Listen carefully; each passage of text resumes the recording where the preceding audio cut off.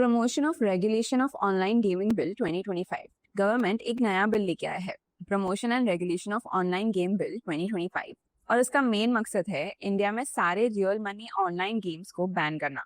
मतलब कोई भी गेम जिसमें पैसा डालना और जीतने की उम्मीद रखना है, चाहे वो स्किल बेस्ड हो या चांस बेस्ड, सब कुछ इलीगल हो जाने वाला है। अब गवर्नमेंट का क्या मेन रीजन है? गवर्नमेंट बोल रही है कि ये गेम्स बहुत एडिक्टिव होते हैं। बच्चे, यंग अडल्ट्स दिन रात गेम्स खेलते हैं और फिर डिप्रेशन, एंजाइटी और स्लीप डिसऑर्डर तक फेस करते हैं। कई लोगों ने तो पैसे हारकर सुसाइड तक कर दिया है। ऊपर से गवर्नमेंट को लगता है कि इसके थ्रू मनी लॉन्ड्रिंग, हवाला और हत्या की टेरर फंडिंग भी होती है। अब ये समझते हैं कि ऑनलाइन मनी गेम्स होते क्या है।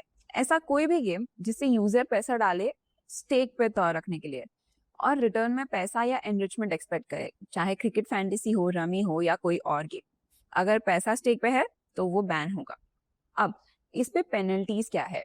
बिल कहता है कि अगर ये रूल्स तोड़ते हैं तो गेमिंग कंपनीज को 3 साल की जेल है प्लस 1 करोड़ का फाइन है। बैंक्स और वॉलेट्स जो पेमेंट फैसिलिटेट करते हैं उनको भी सेम पनिशमेंट है।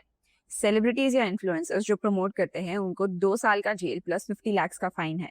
मतलब इकोसिस्टम को हर हिस्सा अकाउंटेबल बनाया है।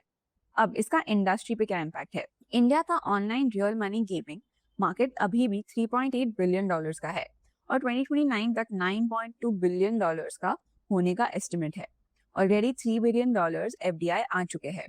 बड़े नाम जैसे dream 11, MPL, games 24/7, WinZO, Zupee, नजारा टेक, सब कुछ लॉकडाउन जैसा इम्पैक्ट हो चुका है। अब इंडस्ट्री बॉडीज कह रही है ये सेक्टर बैन करने के लिए डेथ नील होगा। सबसे बड़ा डायरेक्ट इम्पैक्ट नजारा टेक को लगा है। नजारा ने अपने गेमिंग वर्टिकल्स के through classic rummy, open play, हाला प्ले, फैंटेसी, पोकरबाजी जैसे रियल मनी सेगमेंट्स में इन्वेस्टमेंट किए हैं। अगर ब्लैंकेट बैन आ गया तो ये सारे वर्टिकल्स इलीगल हो जाएंगे और रेवेन्यू का एक हिस्सा कंप्लीटली बंद हो जाएगा। दूसरी कंपनी है delta Corp. Delta Corp casino operator है जो गोवा और सिक्किम में, और online gaming subsidiaries which is अड्डा 52 जो पोकर और रमी के लिए यूज होता है।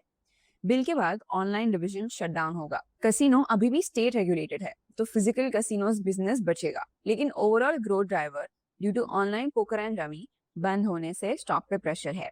And the last company is Info Edge. Info Edge ने अपने वीसी आर्म के through Zupee which is real money trivia gaming में इन्वेस्ट किया था। अगर बैन इंप्लीमेंट हुआ तो जूपी का बिजनेस मॉडल कोलैप्स हो जाएगा। डायरेक्ट लिस्टेड रेवेन्यू पे छोटा इम्पैक्ट है, पर वैल्यूएशन मार्कडाउन हो सकते हैं और इन्वेस्टर सेंटिमेंट हर्ट होगा। Investments in the securities market are subject to market risk. Read all the related documents carefully before investing.